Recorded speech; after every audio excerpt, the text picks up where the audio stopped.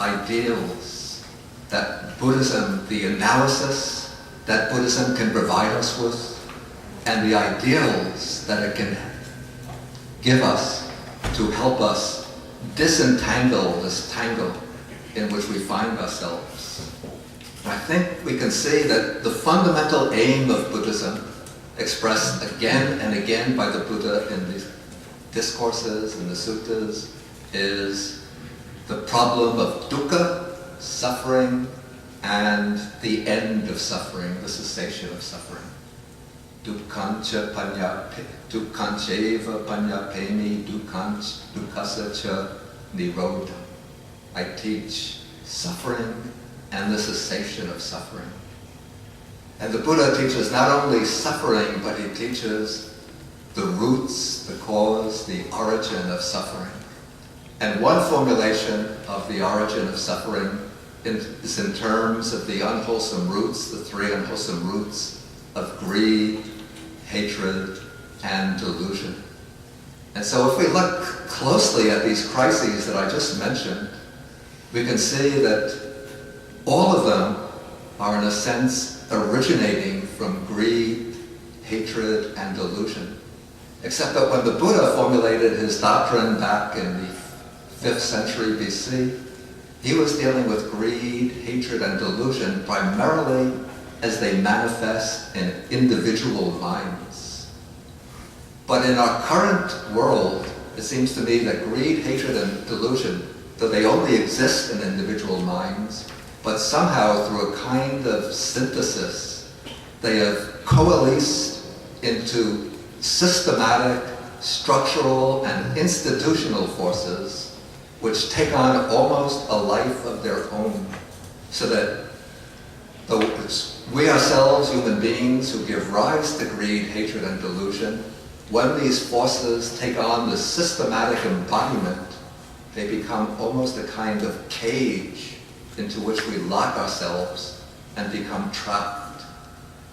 For example, the continuation of war, the persistence of, particularly, I'll be specific, the US wars still persisting at some level in Iraq, Afghanistan, now occurring surreptitiously in Somalia, Yemen, perhaps other countries in the Mideast and Africa. And then there's talk about starting a war with Iran. Okay, what underlies this? It's not so much hatred, but greed. Greed on the part of those who have their eyes widening at the prospect of getting control of the world's source of hydrocarbon fuels, the vast reserves of oil in the Middle East, and also being discovered in Africa, and also the vested interests of the weapons industry, which claims makes perhaps more than $100 billion of profit every year through selling weapons to the United States government. And so if we were to establish peace, it would be like a disaster for the weapons industry. And so they have to continually inflame or arouse the flames of war in order to be able to manufacture and sell the weapons, in order to maintain the profit level. And then in order to do that, they have to cast webs of delusion over our population, making it seem that we are at, for example, the way the Bush administration tried to propagate this myth that Saddam Hussein was responsible for the disaster of 9/11, 2001, or that he's developing weapons of mass destruction. So when one inflames fear and hatred, which go together, then it keeps the wheels of war, the felt need to continue to initiate and continue wars, it keeps those wheels turning, and then those who profit from warfare will continue to see mass profits coming in.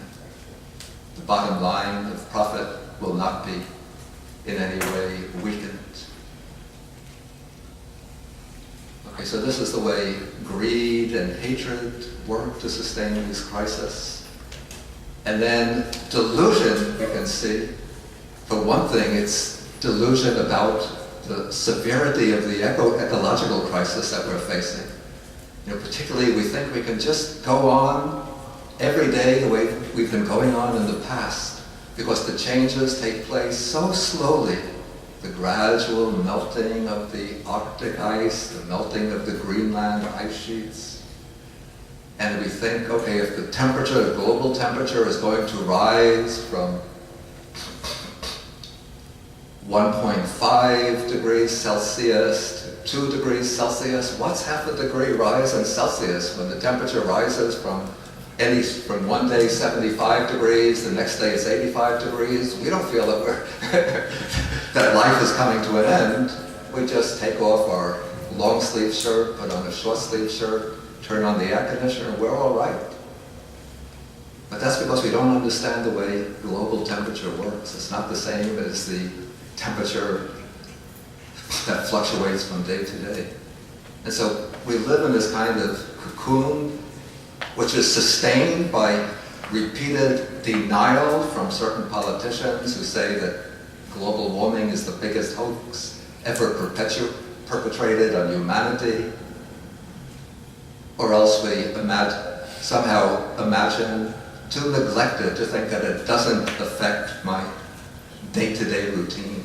And so we think we can continue within the same patterns of life that we've been living in for the last hundreds of years. But in fact, as the effects of global warming start to bear down on us, we're going to face food shortages, water shortages, and destructive, unpredictable weather patterns, which are going to affect all of us throughout this country and around the world.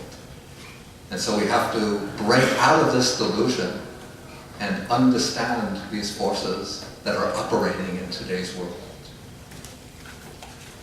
Okay, so what are the remedies that Buddhism has to offer us as a way of transforming or changing the currents, reversing the currents of our age? If the root causes are institutional greed, hatred, and delusion, they're systematic embodiments which are embracing all of us, what we have to do is to promote, both through inner cultivation as well as through social policies, to promote lines of conduct that move in the direction of non-greed, non-hatred, non-delusion. And what would this look like if transformed into a given concrete form? Okay, the antidote to greed is generosity. And of course this means that in our personal lives, we should practice generosity by giving to those who are less fortunate. This was one of the motivations that underlie the founding of Buddhist Global Relief, or we could say one of the guidelines that motivate us in Buddhist Global Relief. Back in the year 2007, I was struggling with these questions of how can we as Buddhists give more active expression to compassion in today's world? And I discussed this problem with some of my students and Dharma friends, and then we decided to form an organization that will address the problem of global poverty.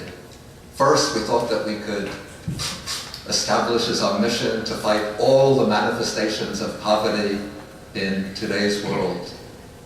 But soon enough we found, good luck, man, but it's not going to work that way.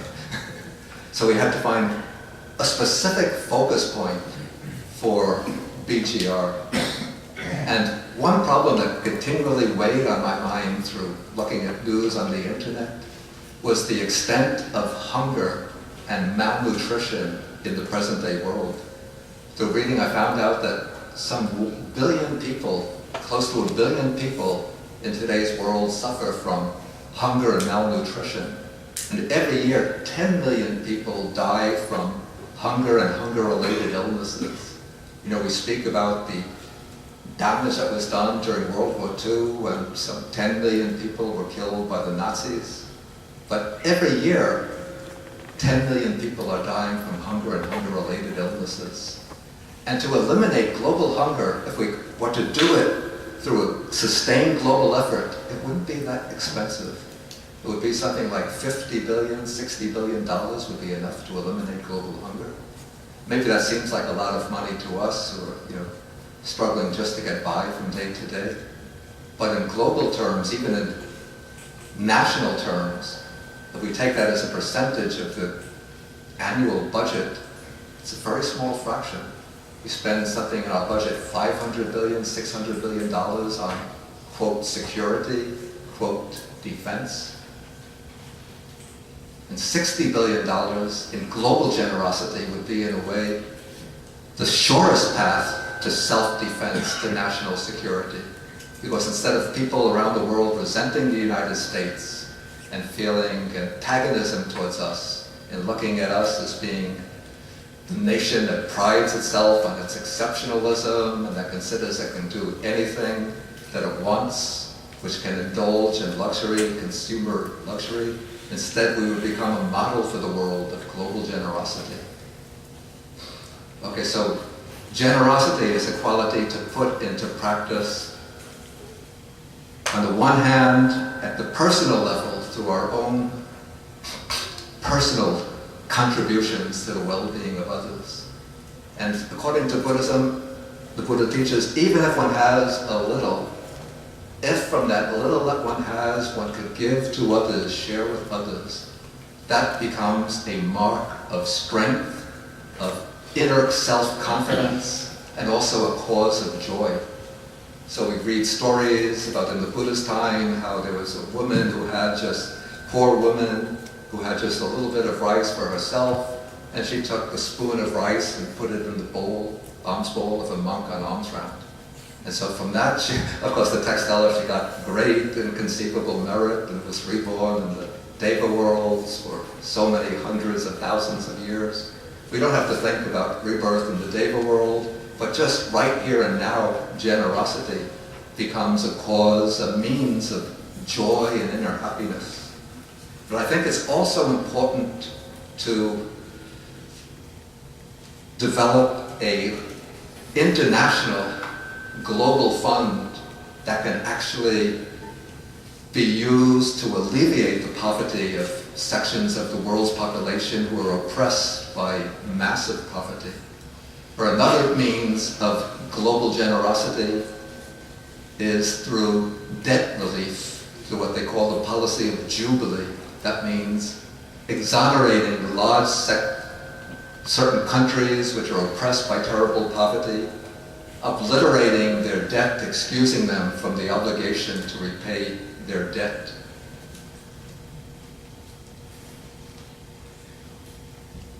Okay, the second sort of means of global transformation is non-hatred, which on the one hand can be expressed privately and personally through developing loving kindness and compassion, and expressing kindness and compassion in our interactions with others. But also I think it's important to develop certain global policies which exemplify, which instantiate loving kindness and compassion and non-hatred. There are always talks about non-nuclear proliferation going on.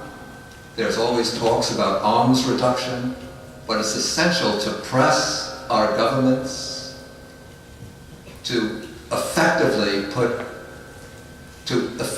implement policies of arms reduction.